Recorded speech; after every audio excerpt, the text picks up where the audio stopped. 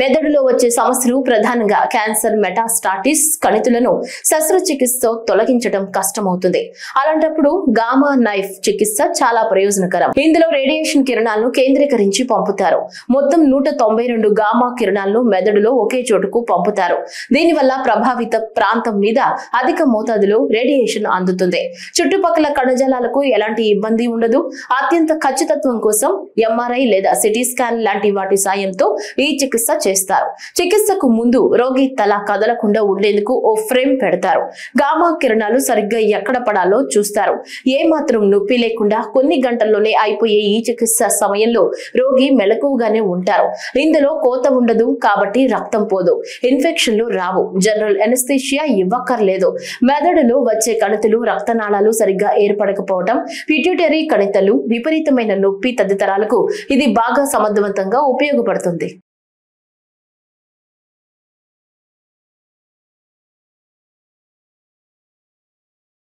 పట్టణాల్లో రెవెన్యూ రికార్డులు పక్కాగా అమలు చేయడం, భూ వివాదాలకు చెక్ పెట్టేందుకు నాక్షా కార్యక్రమాన్ని కేంద్ర ప్రభుత్వం తీసుకొచ్చిన విషయం తెలిసిందే.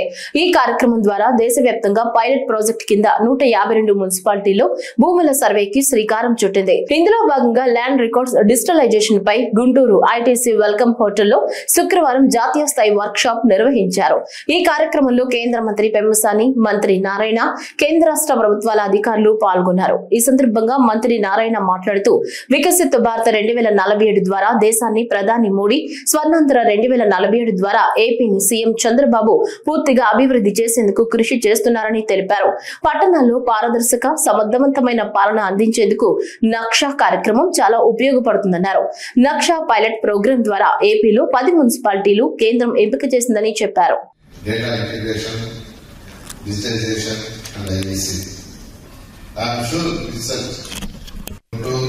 Nellore, Kurnool, Kakinada, Tirupati have completed area survey. Area survey is going on in Nellore and will soon commence in Mangalore Parliamentary Corporation. Ground cruising has started in 3 areas. They are performed, Ongole and Andaram. For the remaining areas, ground cruising will commence as soon as final images are received from Survey of India. In the 3 areas where ground cruising has started, the process has been completed for nearly 6,000 government property. In these 10 areas, for conducting ground cruising, 158 crores have been deployed and are kept ready. We have also formed 643 ground verification teams for this process in these 10 areas. We are also at an advanced stage of keeping the GIS application ready. Once the ground cruising is completed, we will take up integration with the existing database such as property tax records.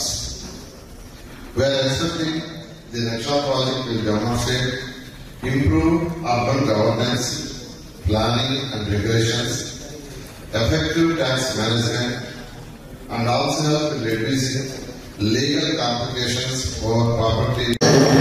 Naksha will also boost real estate development through clear titles and reducing risks in projects. It will also help banks and financial institutions for timely clearness and investment and improve ease of doing business. I would like to assure you that my department is giving high priority for this project to make it successful and will closely be working with all the stakeholders at the state as well as Government of India level. Thanking you one and all. Thank you.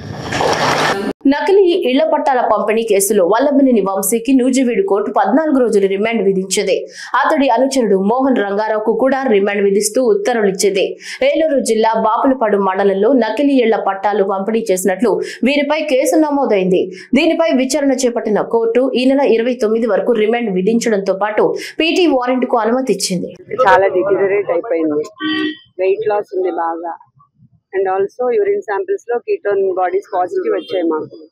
So మేము దాని గురించి చాలా worry అవుతున్నాం. ఇప్పుడు అవన్నీ legal team అడగండి ఏదైనా ఉంటే. అంటే పోలీసులు నిబంధనలు గురించి అంటే సిటీ వారెంట్ లో దాఖలు చేశారని చెప్పేసి అది ఇప్పుడు ఆ పీటీ వారెంట్లు అవన్నీ మేము ఛాలెంజ్ చేసామండి. ఇప్పుడు ఇదైతే 100% తప్పుడు కేసే, గతంలో తీసేసిన కేసే. మళ్ళా ఏదో తిరిగి తవ్వి ఏదేదో చేద్దామన్న ప్రయత్నం చేస్తున్నారు తప్ప అదేం లేదు. దీంట్లో కూడా సోమవారం కోర్టు వారు బెయిల్ పిటిషన్స్ అన్ని వేస్తే ఇంటర్మ్ బెయిల్ కూడా రేపిస్తారు. ప్రస్తుతం వంశీ గారు ఆరోగ్య పరిస్థితి బాగుండలేదు.